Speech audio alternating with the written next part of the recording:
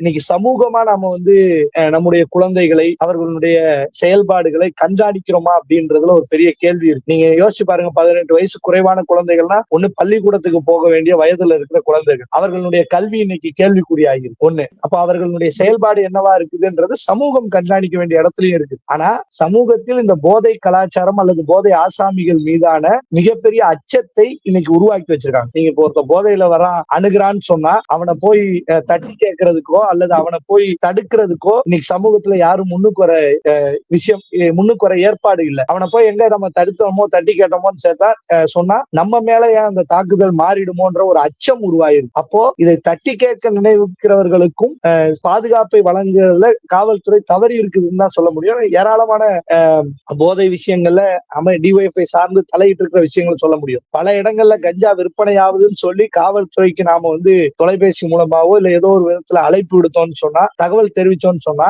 காவல்துறை அந்த இடத்துக்கு வருவதற்கு முன்னாடி அந்த போதைப் பொருட்கள் விற்கிற ஆசாமிகள் யார் கம்ப்ளைண்ட் கொடுத்தான்றதை கண்டுபிடிக்க முடியும். எப்படி யார் எந்த மூலமா இது வெளியாகுது? அப்ப காவல்துறை இது போன்ற போதைப் பொருட்கள் விற்பனை செய்கிற கும்பல்களிடம் அல்லது போதைப் பொருள் பயன்படுத்துகிறவர்களிடம் பணத்தை வாங்கி கொண்டு அவர்களை வந்து சுதந்திரமாக அலைய விடுவதுதான் இந்த பிரச்சனைகளுக்கு எல்லாம் அடிப்படை காரணமாக மிக முக்கிய புள்ளியாக மாறி இருக்குது அப்படின்றத நம்ம இங்க சுட்டிக்காட்ட வேண்டியது.